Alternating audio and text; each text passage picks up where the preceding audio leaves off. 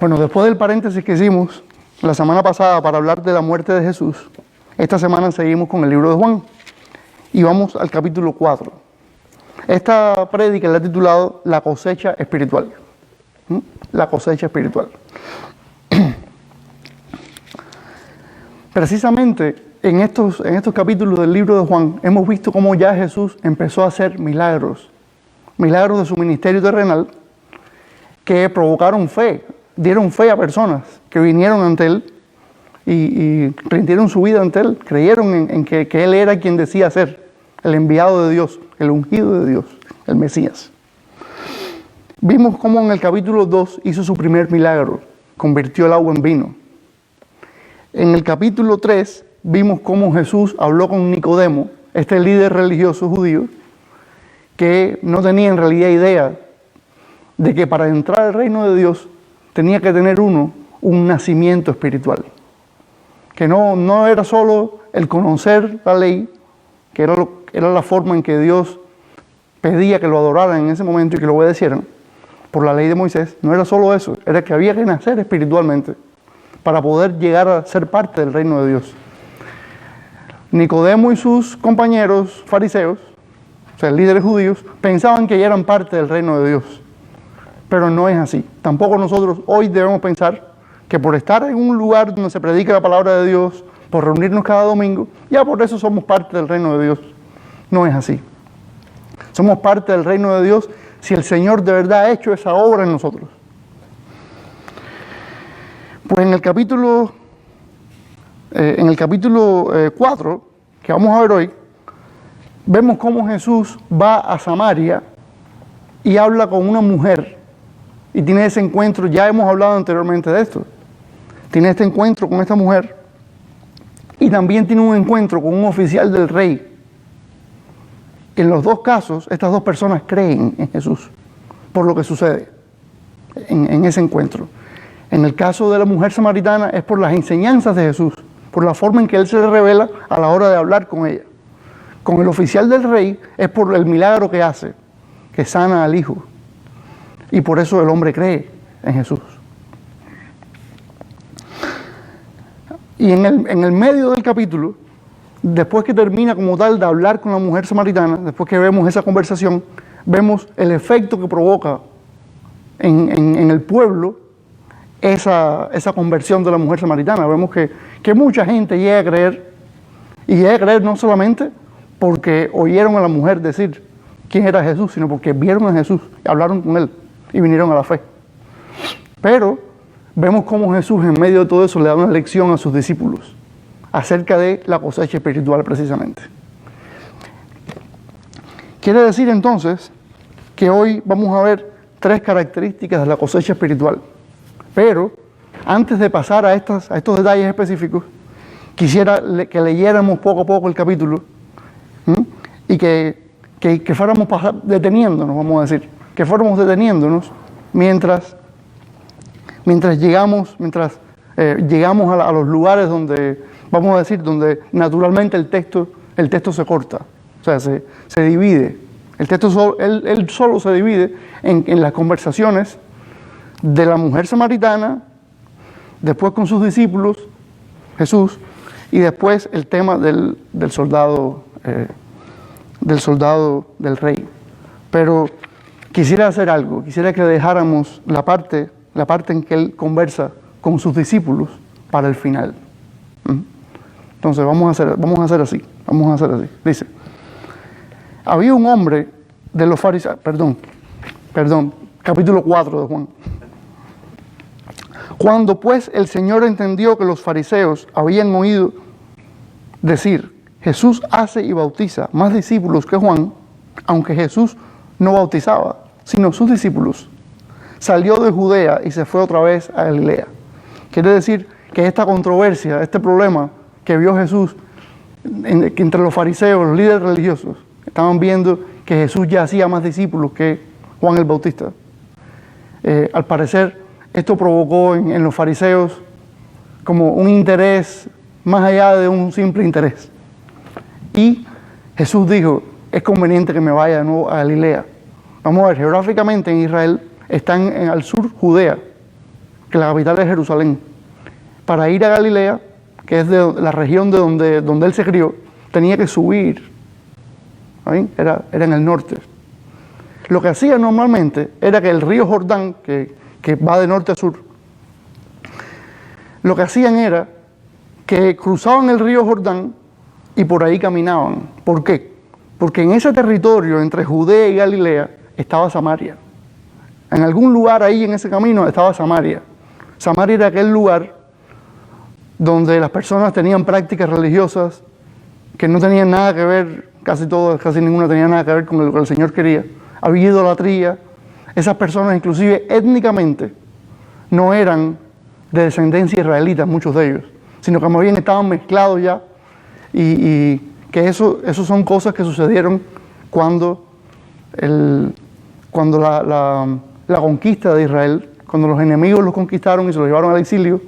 Pues en esa parte norte, las personas que volvieron se dice que no eran necesariamente israelitas de verdad. Entonces, estas personas estaban mezclados étnicamente, cosa que el Señor no quería en aquel momento. ¿Está bien? No estamos hablando de ahora, estamos hablando de hace 2000 años. El Señor le dijo al pueblo de Israel: no se mezclen con nadie, porque ustedes son mi nación santa. ¿Qué quiere decir? Separada para mí. Ustedes van a ser luz para las naciones. ¿Qué quiere decir? Para que la gente vea que hay un Dios en Israel y alaben a ese Dios. De manera que los judíos y los samaritanos no se llevaban bien. No se llevaban bien, y eso es lo que dice aquí precisamente Juan en su libro. Él dice que los judíos y los samaritanos no se llevaban bien. Pero esa era la razón. Prácticas religiosas y problemas de etnia. Dice entonces, versículo 4, el que está puesto ahí: y le era necesario pasar por Samaria. Yo pienso que inclusive los discípulos dijeron: esto está muy raro. Está muy raro que Jesús tenga que pasar por Samaria. Digo, lo más normal es que cruzara el río y que subiera por fuera de Samaria, que no se juntara con esa gente, que no pasara por ese territorio, porque es mejor ni pasar por ahí. De hecho, nosotros hoy, cuando conocemos de un barrio, de una ciudad, qué sé yo, donde a nosotros no nos gusta algo, ¿qué decimos? No, mejor nos desviamos por fuera. Pasamos por una carretera que hay afuera y no, por ahí no paso. ¿Por qué? Porque el tráfico es malo, porque lo que sea. Pero en este caso no era problema de tráfico, sino problema de las personas. No les gustaban las personas que vivían ahí. Vino pues a una ciudad de Samaria llamada Sicar, junto a la heredad que Jacob dio a su hijo José. Si recuerdan, cuando hablamos en el Antiguo Testamento, en los tiempos de los patriarcas, en el libro de Génesis, que Abraham, Isaac, Jacob, Jacob tuvo un hijo que se llamaba José, y parece que este pozo se encontraba en el territorio que Jacob le dio a José. Dice el versículo 6, y estaba allí el pozo de Jacob. Entonces Jesús, cansado del camino, se sentó así junto al pozo. Era como la hora sexta. Se dice que es cerca del mediodía. Quiere decir esto: vino una mujer de Samaria a sacar agua. Y Jesús le dijo: dame de beber. Qué cosa tan rara, ¿verdad? Dame de beber. No me voy a detener muy profundamente en esta conversación con la mujer samaritana, porque se dice que los maestros de la Biblia han escrito muchísimo, han hecho muchas enseñanzas, muchas, acerca de este pasaje. Y de aquí han sacado enseñanzas maravillosas. Pero sí voy a explicar a grandes rasgos. Dice el 8, pues sus discípulos habían ido a la ciudad a comprar de comer. Quiere decir, los discípulos fueron a comprar comida, Jesús se quedó solo ahí en ese lugar. Se sentó al pie de ese pozo, vino la mujer samaritana y le dijo: dame agua, mujer. Ahora, reacción de la mujer. Mire cómo reacciona la mujer. ¿Cómo tú, siendo judío, me pides a mí de beber, que soy mujer samaritana? Directamente le dice.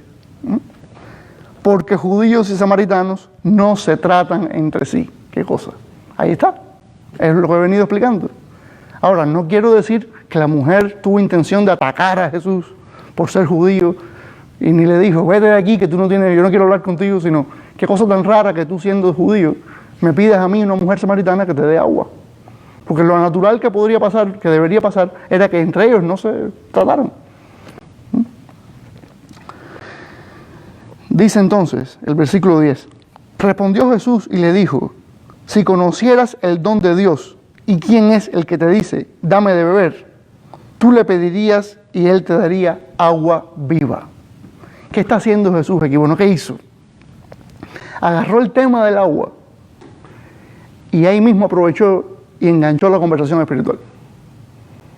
Ahí trajo la conversación espiritual, ahí le dijo, pero no, el agua esa no es tan importante, yo te quiero hablar de un agua distinta. Y cuando leemos la palabra de Dios y vemos este tipo de cosas, ahí nos damos cuenta que cambió el escritor del libro, inspirado por el Espíritu Santo, cambió, en este caso fue palabra de Jesús mismo, él cambió del tema cotidiano, de las cosas tangibles, las cosas que se pueden tocar y se pueden ver, cambió al tema espiritual. Y sabemos que es un tema espiritual porque el mismo Señor Jesús dice, si conocieras el don de Dios, o sea, la dádiva de Dios, y quién es el que te dice, dame de beber, tú le pedirías y él te daría agua viva. O sea, agua viva. Cuando usted y yo vamos a tomar agua, nunca decimos, yo quisiera agua, pero que fuera viva. No, usted dice agua fría, agua caliente, agua del tiempo, pero nunca agua viva. Eso es una forma de hablar del agua que en realidad no tiene caso, no tiene sentido, humanamente. Pero el Señor estaba utilizando esto para tener esa conversación espiritual con esta mujer.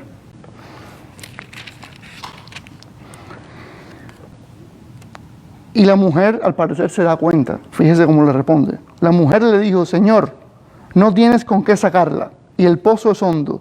¿De dónde, pues, tienes el agua viva? Aquí está confundida todavía. Está confundida. Se da cuenta que hay algo raro, pero está confundida. Está confundida. No tiene todavía esa certeza de lo que le está diciendo el Señor. Ni sabe quién es Él tampoco. Él es un judío más. Un judío más. ¿Acaso eres tú mayor que nuestro padre Jacob? Ahí está. O sea, el patriarca histórico de nosotros, tú no eres mayor que él. Dice que nos dio este pozo, del cual bebieron él, sus hijos y sus ganados. O sea, tú me vas a dar algo que nuestro antepasado Jacob no nos dio. ¿Cómo es eso? ¿Cómo es posible? Respondió Jesús y le dijo, cualquiera que bebiere de esta agua, volverá a tener sed. Bueno, hasta ahí no hay ningún problema, ¿verdad? Cuando usted y yo bebemos un poco de agua, está claro que al cabo del rato tenemos que volver a beber agua porque vamos a tener sed de nuevo, ¿verdad? Ahora dice el Señor, mas el que bebiere del agua que yo le daré, no tendrá sed jamás, sino que el agua que yo le daré será en él una fuente de agua que salte para vida eterna. Ahí lo que está diciendo el Señor es que Él tiene algo que no es precisamente el agua que usted y yo tomamos todos los días, que Él tiene algo que Él le puede dar a ella, que va a producir en ella vida eterna. Y más arriba dijo, si tú supieras quién es el que te habla, supieras que yo te puedo dar otra cosa, que no es lo que tú tienes todos los días, las cosas a las cuales estás acostumbrado. Dice el versículo 15, la mujer le dijo, Señor, dame esa agua para que no tenga yo sed, ni venga aquí a sacarla. Todavía está confundida. Está confundida todavía. Todavía piensa que esta agua tiene todavía algo que ver con beber agua. Agua de la que usted y yo tomamos todos los días.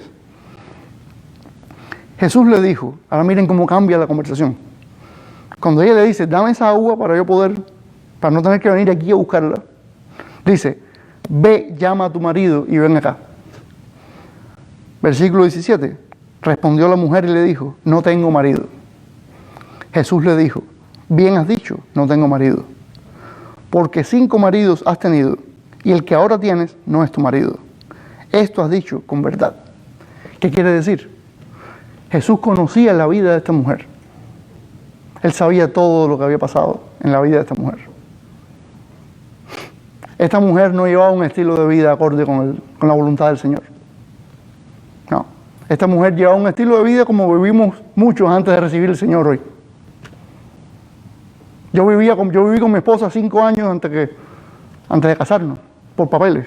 Así viví yo, así vivíamos nosotros. Y nos fuimos fieles, era una relación seria, de eso no había duda. Pero no habíamos firmado un papel. Quiere decir que uno de los dos podía agarrar su cosa un día e irse, y ya. Y no pasó nada. Ese es el estilo de vida que tenía esta mujer. Hoy tuvo este marido, pues después tuvo aquel. En el mundo, en las personas comunes y corrientes, eso no tiene nada que ver. Digo, bueno, ¿qué tiene de malo eso? Bueno, que tiene de malo que el Señor hizo al ser humano en pareja. Y es un hombre y una mujer. Un hombre y una mujer. No es para que se estén divorciando y casándose 20 veces más, porque simplemente decidieron hacer así. No, es que no me gustó esa persona ya y ya. No, pues todo tiene un final. Todo tiene un fin. Ya no me interesó más y ya. Después vendrá otro y así. Y así. Sabemos que hay personas que finalizan su matrimonio por cosas que a veces están más allá de los deseos de ellos mismos. Pero no es eso lo que estamos hablando. Aquí estamos hablando de una vida desordenada. Desordenada. Y dice el versículo 19. Le dijo la mujer, Señor, me parece que tú eres profeta. Ya empieza a caer. Ya empieza a caer en la verdad. Ya empieza a darse cuenta de algo distinto. Nuestros padres adoraron en este monte. Ahora desvía la conversación. Y vosotros decís que en Jerusalén es el lugar donde se debe adorar. Claro, cuando se dividieron los reinos después del rey Salomón, Antiguo Testamento, el reino del norte, Israel, donde está Samaria, hicieron ahí sus lugares de adoración, sus altares y todo. Mientras en Jerusalén, en el sur, quedó el templo de Salomón. Pero sucede que el Señor dijo, es en el templo donde se adora, no es en el norte, no es en ningún otro lugar, es en el templo. Pero ellos, como se dividieron para que la gente no viniera del norte al sur, hicieron sus lugares de adoración. No estaba correcto. Y ella, al parecer, ya sus antepasados lo habían hecho por tanto tiempo, que para ella era algo natural. O sea, no debe ser natural para nosotros lo que se hizo por mucho tiempo, pero es incorrecto ante los ojos del Señor. Eso no quiere decir, el hecho de que lo hayamos hecho por mucho tiempo, no quiere decir que esté bien ante los ojos del Señor. No debe ser así. Debemos ir a la palabra del Señor y ver si es correcto o no. Y es lo que Jesús está tratando de decirle. Ahora, vemos que aquí que Jesús no aborda cada problema. Él no aborda cada problema que tiene esta mujer en sus pensamientos acerca de Dios y de su vida y todo, sino que Él va a lo que Él quiere. Él lo que quiere es el alma de esa mujer. Él lo que quiere es salvarla de su pecado. Y poco a poco. Esto es lo que a Él le interesa. Dice, Jesús le dijo, mujer, créeme, que la hora viene cuando ni en este monte ni en Jerusalén adoraréis al Padre. Ni aquí ni allá, mujer. Va a venir un día, y ya está casi ahí, en que va a ser, ahora voy a decir, versículo 22, vosotros adoráis lo que no sabéis. Nosotros adoramos lo que sabemos, porque la salvación viene de los judíos. Está diciendo a grandes rasgos lo que yo le acabo de decir, y añadió aquí que la salvación viene de los judíos. ¿Qué quiere decir? Que se sabe por los profetas que de la tribu de Judá, el descendiente de Jacob, de esa tribu donde viene el Mesías. El Mesías es la salvación. La salvación viene de los judíos. Quiere decir, el Mesías viene de los judíos, de la tribu de Judá. Más la hora viene y ahora es cuando los verdaderos adoradores adorarán al Padre en espíritu y en verdad. Porque también el Padre tales adoradores busca que le adoren. Va a venir un día en que no va a ser en un lugar. De esto hablamos ya en otra ocasión, al principio. No va a ser en un lugar específico la adoración al Señor. Va a ser en espíritu y en verdad. Va a ser de verdad porque la persona va a querer adorarlo y va a ser independiente de un lugar. Dios es espíritu y los que le adoran en espíritu y en verdad es necesario que le adoren. Esto no ha cambiado. El Señor desde el Antiguo Testamento quiso esto, pero no sucedió en la mayoría de las ocasiones, sino que se acostumbraron a los rituales. Cualquier parecido con la realidad de hoy es pura coincidencia. Pues no es pura coincidencia. Hoy también muchos creemos que por hacer muchos rituales nos estamos ganando la bendición del Señor. Y no es. Eso no me voy a cansar de decirlo, lo voy a seguir diciendo. Dice el versículo 25, le dijo la mujer, sé que ha de venir el Mesías, llamado el Cristo. Recuerden que Mesías y Cristo es lo mismo. Mesías, Mashiach, es una palabra hebrea, el idioma del Antiguo Testamento, quiere decir el ungido, el escogido de Dios. Y Cristo es lo mismo, pero en griego, que es el idioma en el que se escribió el Nuevo Testamento. Cuando Él venga, nos declarará todas las cosas. Ella sabía que había un Mesías y que Él iba a venir en algún momento e iba a arreglar todo, iba a predicar la verdad, todas las cosas le iba a decir correctamente. Jesús le dijo, soy yo el que habla contigo. Al contrario de otras personas que Él le decía, no le digas eso a nadie. Ahora Él a la mujer samaritana le está diciendo, yo soy el Mesías.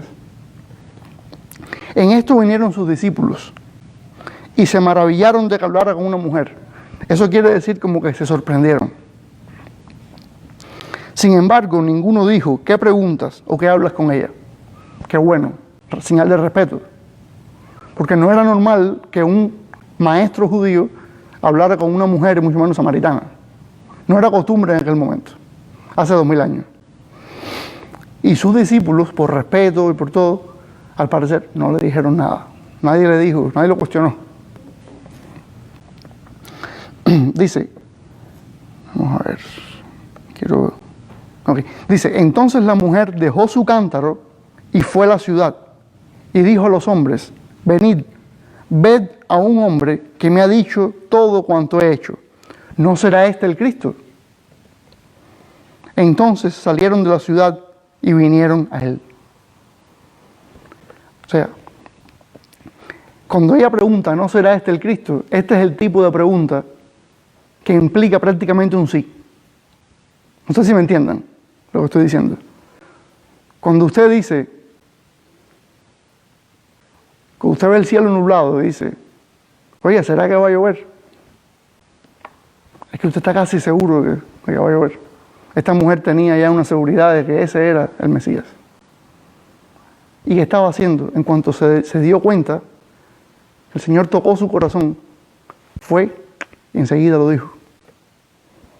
Ella había recibido una revelación de parte de Dios que había cambiado su vida. En ese momento ya empezó a cambiar su vida. Y ahí agarró y fue, enseguida le dijo a todo el mundo. Y la enseñanza de este pedazo del capítulo es que la cosecha espiritual no depende del lugar de origen de las personas. La cosecha espiritual no depende del lugar de origen de las personas. Fíjese, esta mujer era de un lugar de Samaria, era de Samaria, un lugar donde un judío no iría. Jesús, por ser judío, sabemos que Jesús era Dios, pero que también era un ser humano, ¿verdad?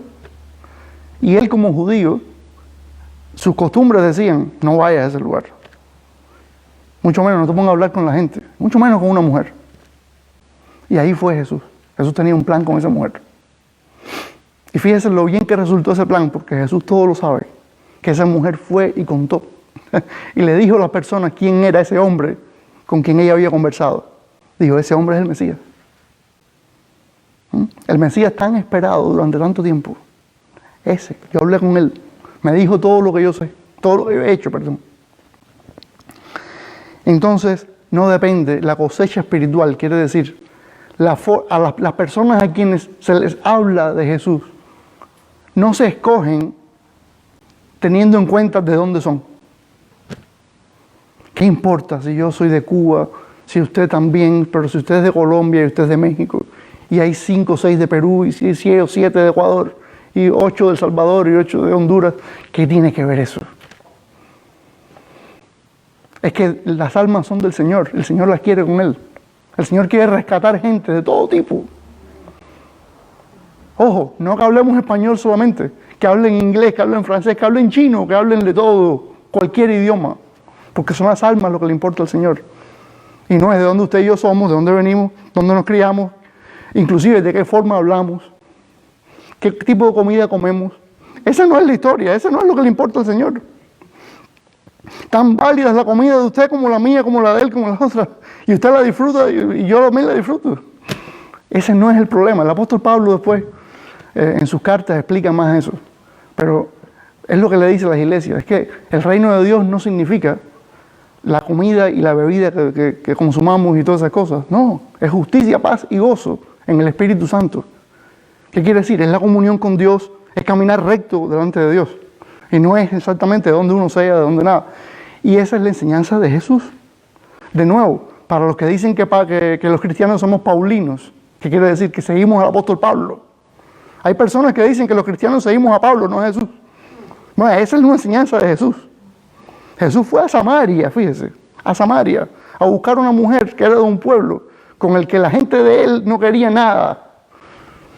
Lo más fácil, lo más cómodo para Jesús era decir, no quiero nada con esa gente. Decirle, Padre, perdona, yo eso no lo puedo hacer. Una mujer samaritana, no, eso no. El Señor Jesús, el Hijo de Dios, uno con el Padre, dijo, esa es mi misión y ahí voy. Y nosotros no somos de la misma naturaleza que Jesús, en el sentido que Jesús es Dios, ¿verdad? Padre, Hijo y Espíritu Santo, Jesús es el Hijo, parte de la Trinidad, ¿verdad? Pero nosotros somos hijos de Dios porque Él nos rescató del mundo. Él nos sacó del pecado en el que estábamos y ahora somos de Él. Y puso en nosotros el Espíritu Santo. Quiere decir que nosotros debemos hacer lo mismo que el Maestro hizo.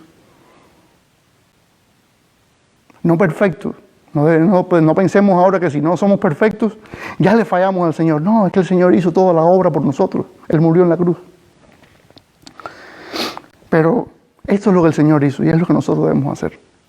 No depende de quiénes somos, del lugar de donde venimos. No depende. No depende. Hubo mucha gran cosecha espiritual en ese pueblo de Sicar, donde esa mujer vivía en Samaria. Mucha cosecha espiritual. Que cosecha espiritual nuevamente quiere decir que muchas personas vinieron a Jesús, recibieron a Jesús como el Salvador. Y nosotros también así debemos actuar. Como Él hizo, también debemos hacer nosotros hoy. Entonces, aquí tiene Él una conversación, Jesús, con sus discípulos del versículo 34.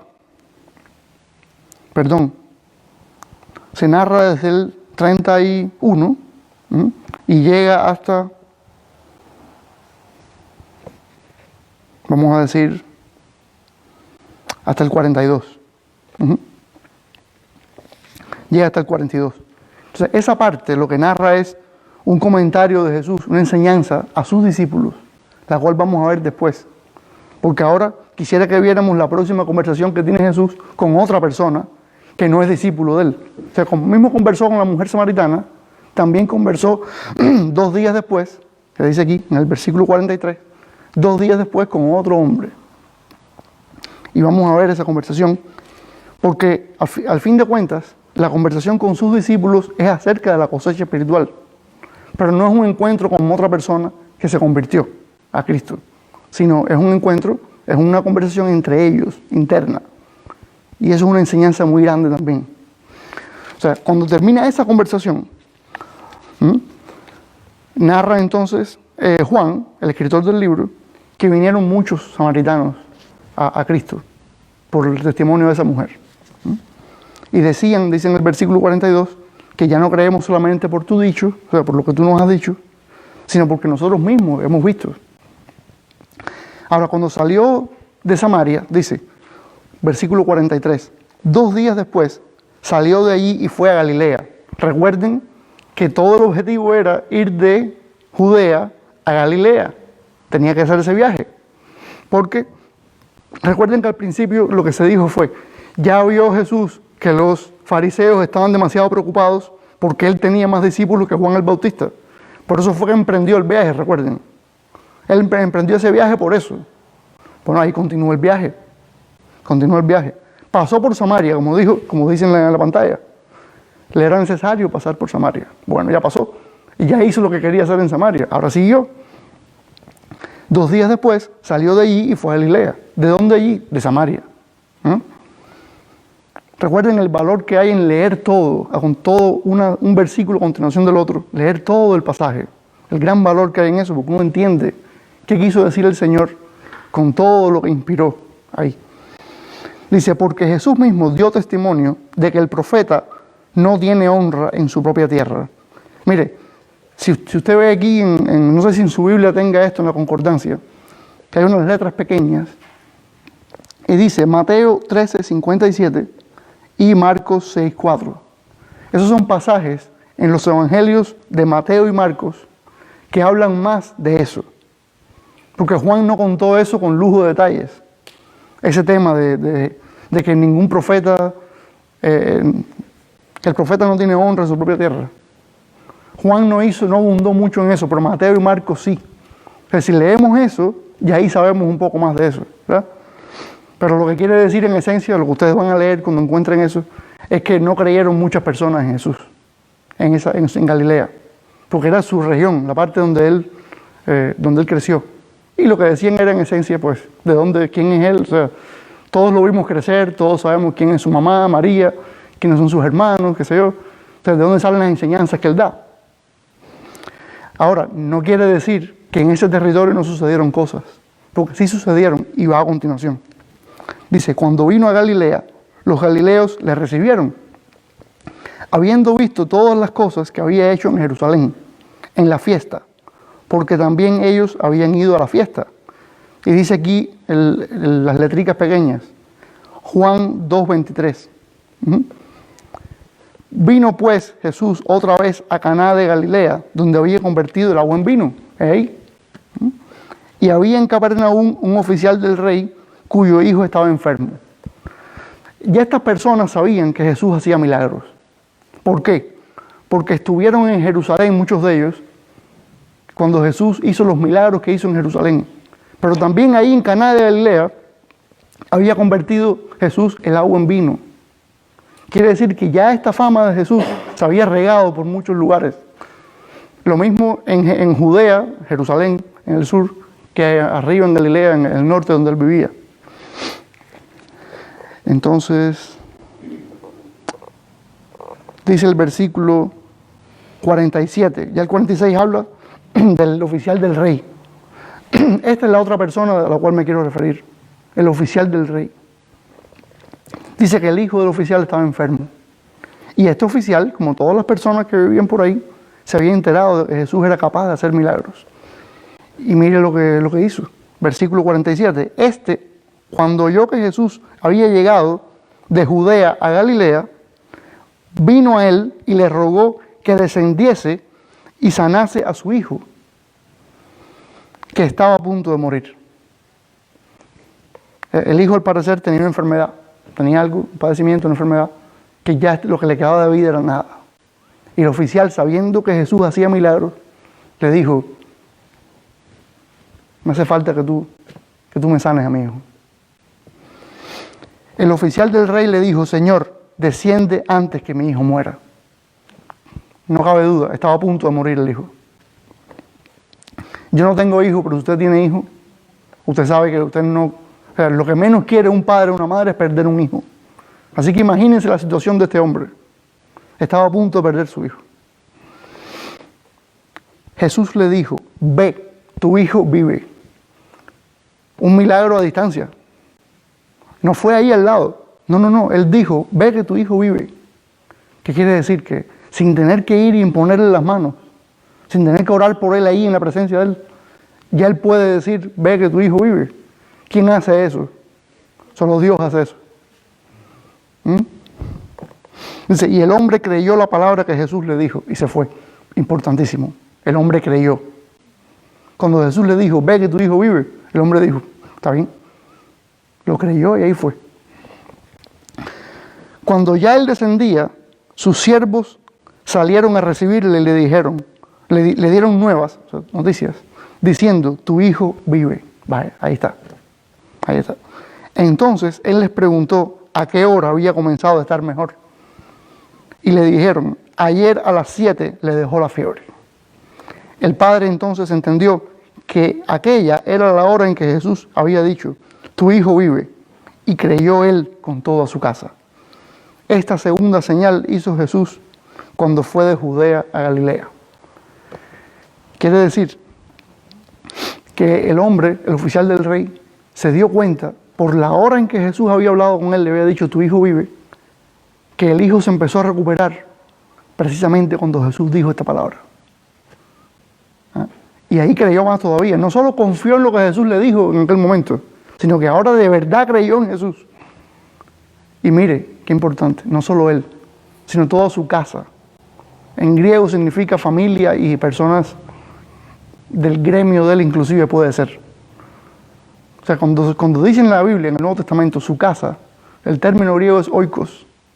Y oikos no quiere decir solamente la familia de sangre. En ese caso, hace 2000 años, en ese territorio, no era solamente la familia de sangre, sino también todas las personas que vivían, vamos a decir, que trabajaban con él. La sociedad era muy distinta.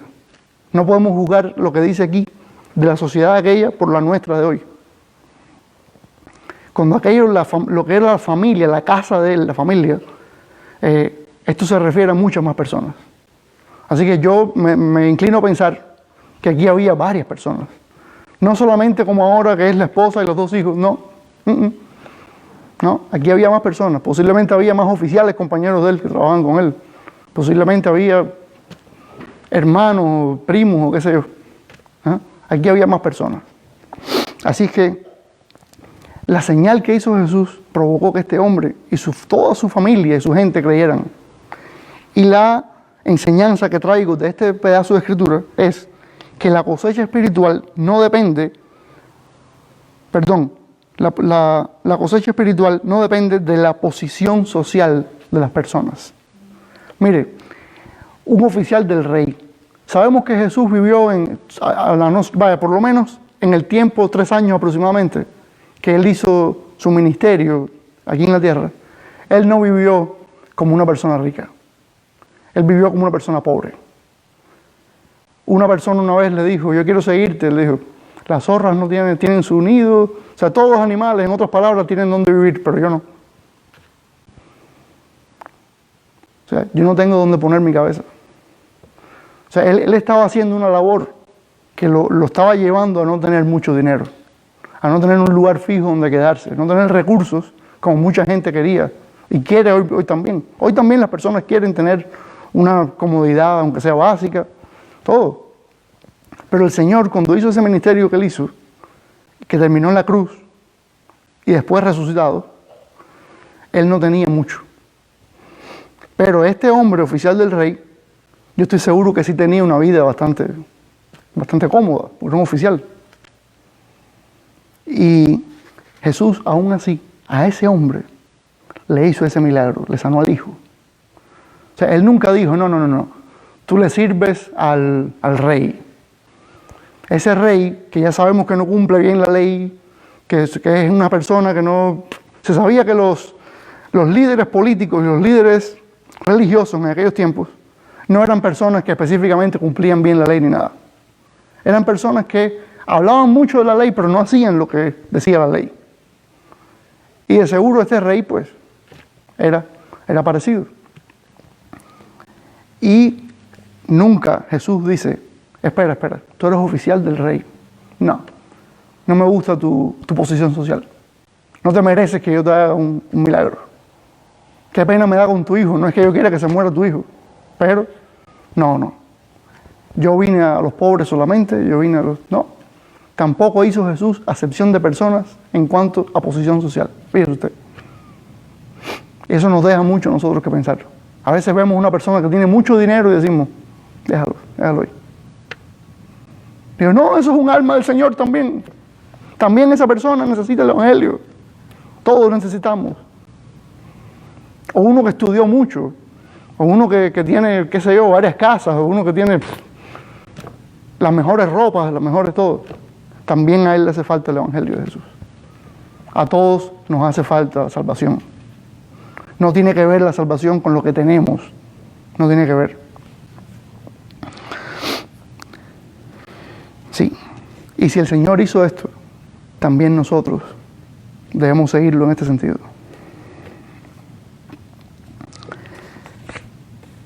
Ahí termina el capítulo. Termina con este comentario de Juan esta segunda señal hizo Jesús cuando fue de Judea a Galilea. Recuerden que lo que está narrando Juan aquí es el viaje de Judea a Galilea. Y miren lo que pasó. Pero nos falta algo en ese viaje. Nos falta esa conversación que tuvo él en el medio con sus discípulos. Mire, del 31 al 42. Fíjese que dice el 31. Entre tanto, los discípulos le rogaban diciendo: Rabí, come. Rabí quiere decir maestro. En hebreo, rabí es maestro, como decir maestro en español. Lo que estaban, recuerden que la situación era que él había hablado con la mujer samaritana, y la mujer samaritana, cuando vinieron los discípulos de comprar comida, ella se fue al pueblo a decir, a evangelizar, como decimos hoy, a contar las buenas noticias de Jesús, que ella había conocido al Mesías. Los discípulos vienen con comida, le dicen: maestro, come. Obviamente, a eso habían ido, ¿no es así? Habían ido a comprar comida. Naturalmente, llegaron y dijeron: maestro, come. Es lo que haría cualquiera de nosotros, ¿verdad? Cualquiera de nosotros. Estamos todos nosotros en una acampada, digamos. Fuimos a un campamento, que se lleva a quedarnos todos.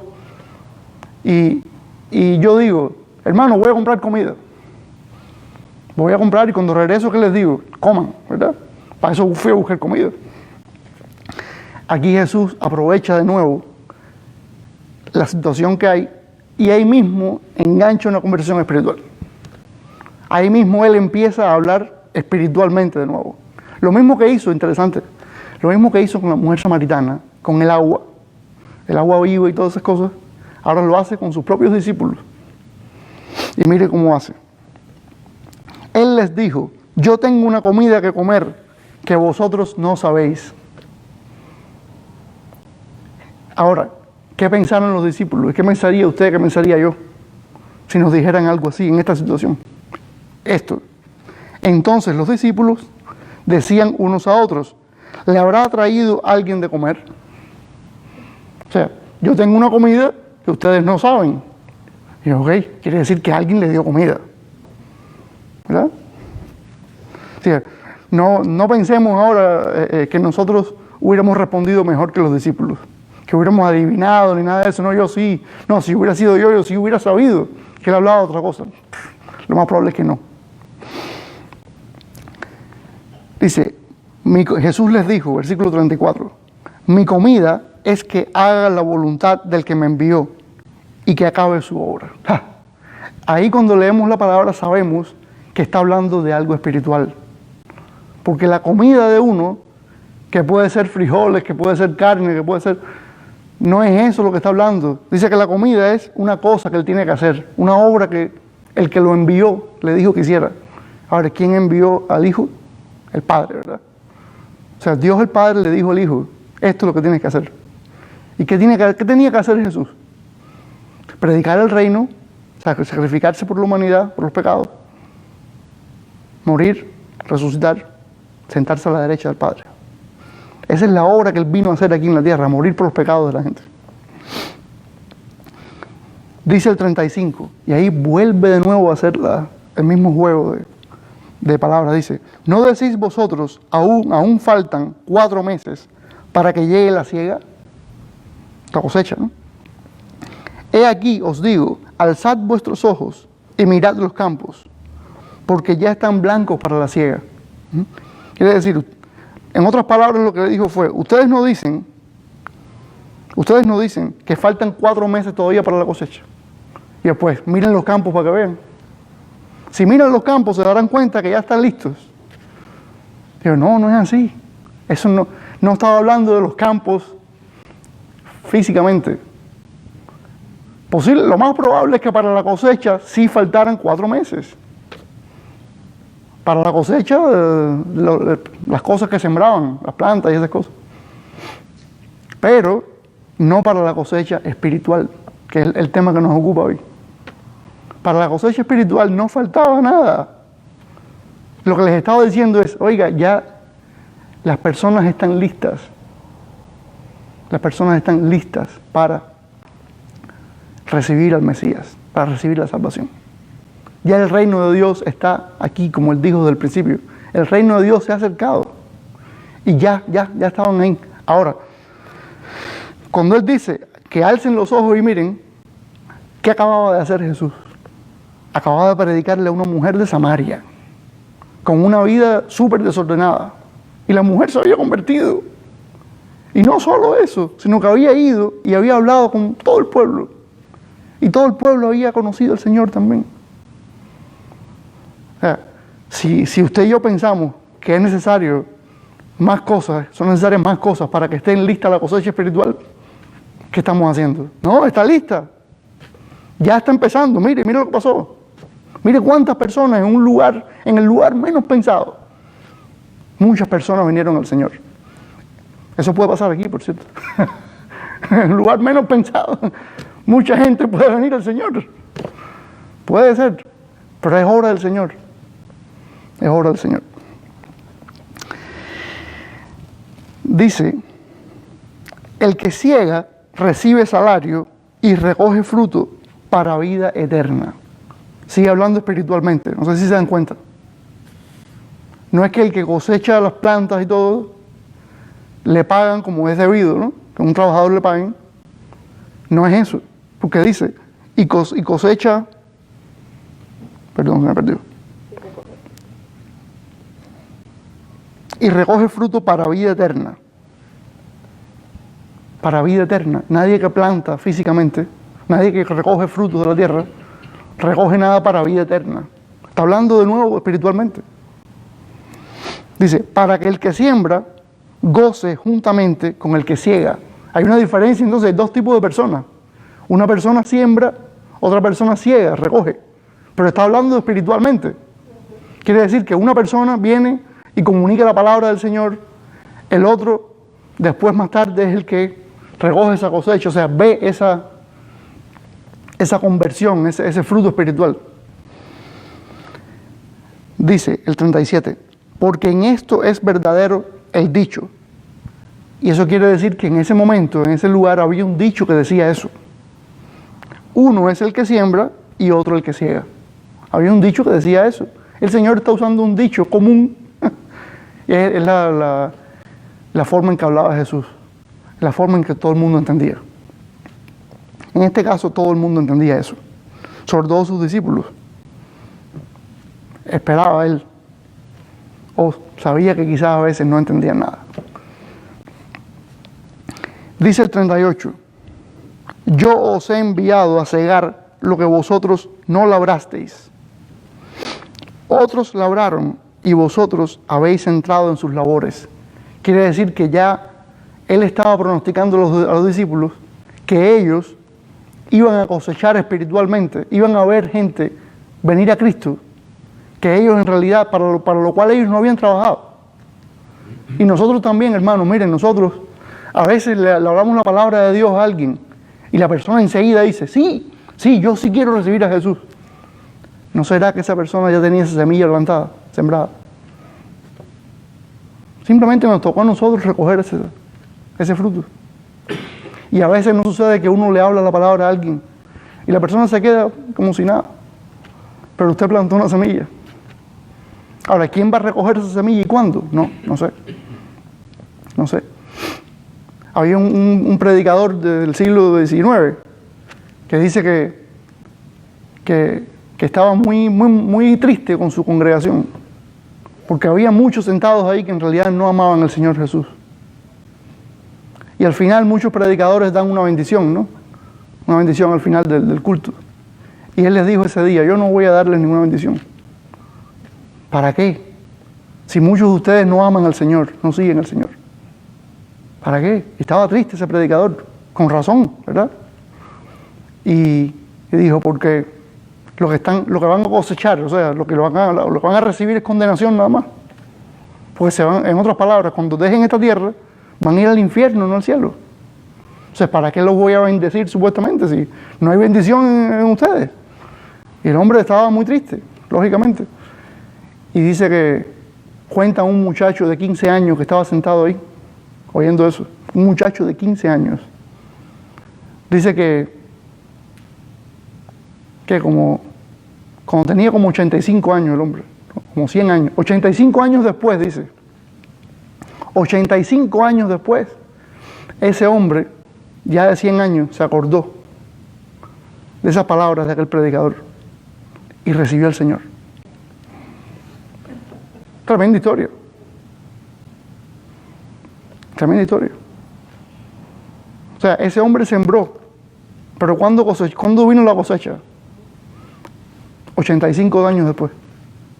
Y dice que todavía ese hombre vivió 3 años más para dar testimonio de lo que había hecho el Señor en él. ¿Sí?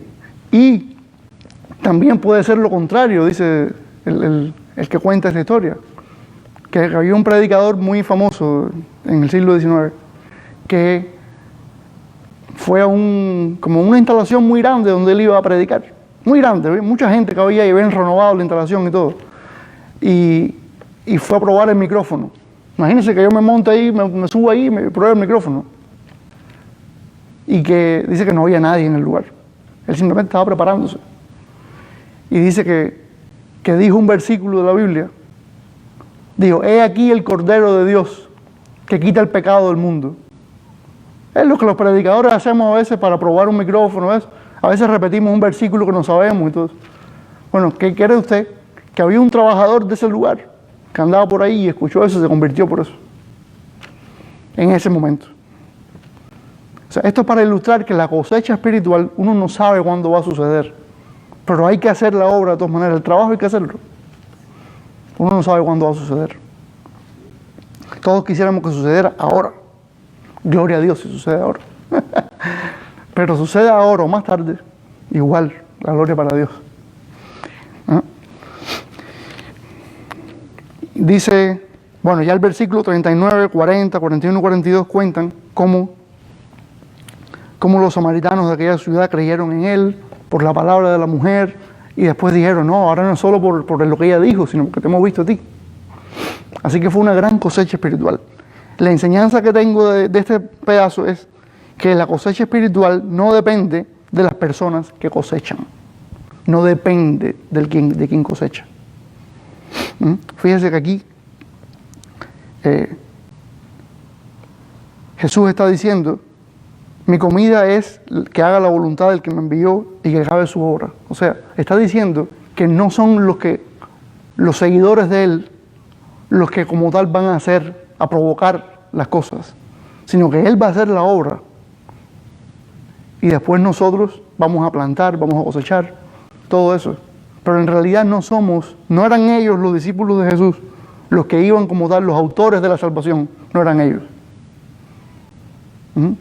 Sí eran los que iban a salir y a decirle a la gente, y a predicarles, pero no eran ellos los autores de la salvación.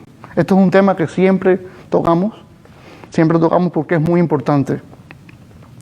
Porque no es buena práctica que yo salga allá afuera y que yo, con mi cabeza dura, me ponga a hablar de una persona y yo, óigame, usted sabe que el Señor Jesucristo lo ama, usted sabe que el Señor Jesucristo quiere, y venga de nuevo, y vaya de nuevo, y la persona me diga, mire, yo con mucho respeto, no me hable más, no hable más de eso. Y yo sigo insistiendo, y dale insistiendo. Se va a sentir que no estoy respetándolo. Pero, ¿qué sucede con todo esto? Que yo pienso que soy yo el que lo va a convertir. Eso es lo que está pasando, no es otra cosa, créame. Yo pienso que soy yo el que va a provocar ese nuevo nacimiento del cual le habló Jesús a Nicodemo anteriormente, capítulos anteriores. Y Jesús le dijo a Nicodemo, no, Nicodemo, eso es una obra que hace Dios en el corazón de la gente. Necesitas nacer de nuevo, del agua y del Espíritu, dice. Y claro que sí, es la palabra la que el Espíritu Santo usa para que la gente se convierta, porque dice el apóstol Pablo que el Evangelio es poder de Dios para salvación. Las buenas noticias de Jesús son poder de Dios para la salvación de las personas, claro que sí. Pero el hecho de que yo insista ahí obstinadamente con una persona, no quiere decir que yo lo vaya a convertir. Yo no soy el que hace la obra, usted tampoco. Nosotros somos los que, como dice Jesús, los que sembramos, los que recogemos, pero no somos los que hacemos la obra espiritual de la persona. Y eso nos debe, por una parte nos puede dar un poco de tristeza, porque una persona, uno le habla y eso da tristeza, es lógico. Como creyente a uno le da un poco de tristeza que la gente no acepta al Señor. Ahora, también nos debe dar un poco de tranquilidad, porque sabemos que al final no es obra de nosotros, sino de Dios.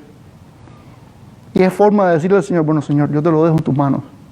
Si tengo oportunidad de hablarle nuevamente, le hablo.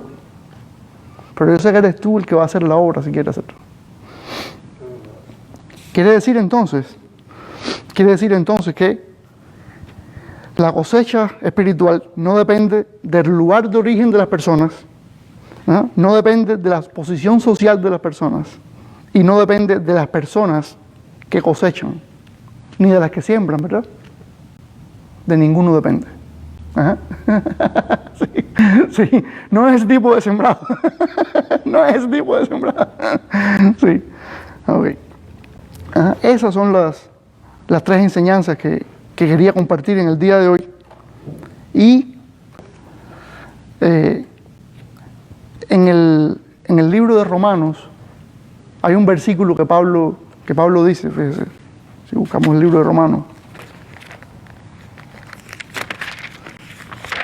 El libro de Romanos precisamente el que queda después del libro de Hechos.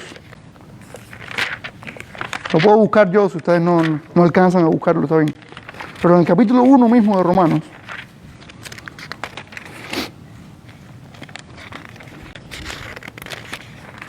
en el capítulo 1 mismo de Romanos, el apóstol Pablo dice, en el versículo 16, porque no me avergüenzo del Evangelio,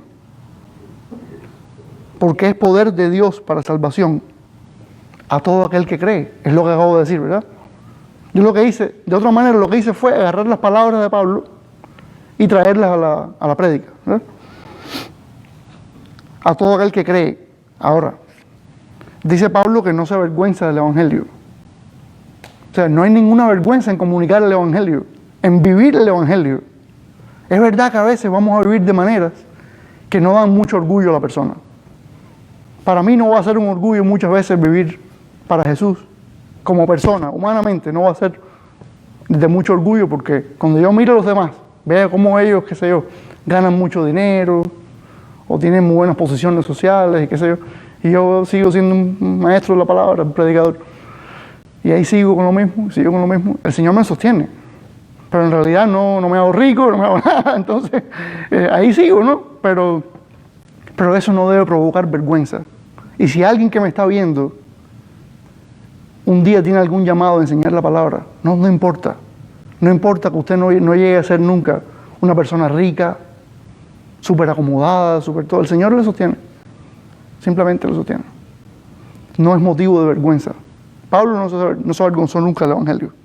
Porque Pablo no solo pasó trabajo económico, sino también lo persiguieron. Y le hicieron... Tuvo que pasar todo tipo de dificultades. Y nunca se avergonzó de vivir para el Señor Jesucristo. Y dice, después que dice, para salvación a todo aquel que cree, dice, al judío primeramente y también al griego. Entonces, ¿qué quiere decir al judío primeramente y después al griego? Que el judío, que era el pueblo de Dios, ¿verdad? En el Antiguo Testamento, el pueblo que Dios escogió, pero también al griego, que quiere decir al no judío. Porque el imperio griego había colonizado, antes del imperio romano, el imperio griego había colonizado mucho territorio. Y el idioma griego era inclusive el idioma que se hablaba en todo el imperio romano. De hecho, ¿por qué se escribió en griego el Nuevo Testamento? Si los escritores casi todos hablaban arameo. ¿Por qué se escribió en griego? Porque es el idioma del imperio. Es el idioma en el cual iba a llegar a todo el mundo. Es como decir que yo me pongo a escribir algo ahora para que la gente lo lea. ¿Y en qué idioma usted cree que lo voy a escribir posiblemente? En inglés, claro. Claro, lo voy a escribir en inglés para que lo lea más gente. Depende. Porque también me gustaría escribir cosas en español para que lo lean los hispanos. Es muy importante, muy importante.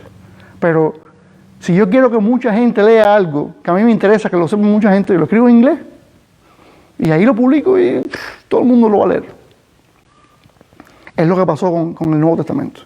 Se publicó en griego, se escribió en griego, se fue pasando de iglesia en iglesia, de persona a persona, y ahí fueron leyéndolo. Es el idioma del imperio. Y no importa si la persona a quien se le predica es, como dice Pablo, judío o griego. ¿Cómo veríamos esto hoy? No importa si hoy le predicamos a alguien de una clase social o de otra, que habla un idioma o que habla otro, o que come una comida o come otra. No importa. Es lo que he venido enseñando hoy. Y ahí está resumido por el apóstol Pablo en ese versículo. El evangelio es poder de Dios para salvación. ¿De qué? De las almas. De las almas. ¿De quiénes? De todos. De todos. Así es que mi oración es que nosotros podamos pedirle al Señor que nos ponga en las situaciones correctas, donde Él quiere ponernos, y que nosotros seamos atentos a esa oportunidad que Él nos está dando, y que podamos comunicar su mensaje entonces, de una forma que sea, que se comprenda bien, que la persona que lo está escuchando lo comprenda, y que reciba al Señor, Así que vamos a orar. Señor, te damos muchas gracias por tu palabra, te damos muchas gracias porque tus buenas noticias, tu evangelio, es poder tuyo, Señor, para salvación de muchas personas. Gracias por esta encomienda que nos has dado a los creyentes de comunicar tus buenas noticias. Te pedimos que sea tu Espíritu Santo siempre, Señor, el que nos guíe, el que nos dé la fuerza, el que nos dé la convicción, el que nos dé el amor por las personas y nos ayude también a decir la verdad con mucho amor. Porque tenemos que decirle a las personas que están en pecado, porque no están viviendo para ti, Señor. Cualquiera que no viva para ti está viviendo una vida contra ti, está viviendo en pecado. Pero tú, Señor, tú no quieres que la gente se pierda. Tú quieres que la gente se salve. Y por eso mandaste a tu Hijo Jesús. Tú mandaste a tu Hijo Jesucristo, Señor, para que todo aquel que crea en Él no se pierda, que no se vaya al infierno, que tenga vida eterna junto contigo. Tú eres bueno, Señor, porque tú no consideras nuestros pecados, sino tú por gracia, Señor, nos ofreces la salvación. Así que yo te pido, Padre, que tú sigas obrando en los corazones de las personas y que nos sigas utilizando todos nosotros como instrumentos, Padre, para eso. No solo para comunicar la palabra, sino también para vivir el evangelio, para vivir según la obra que tú has hecho en nuestros corazones. Y que por la forma inclusive en que nosotros vivimos y nos comportamos los unos con los otros, muchas personas puedan decir, estas personas sí siguen a Dios. Y vengan y puedan escuchar tu palabra y transmitir el mensaje a otros también. Gracias por todo, Padre. En el nombre de Jesús. Amén.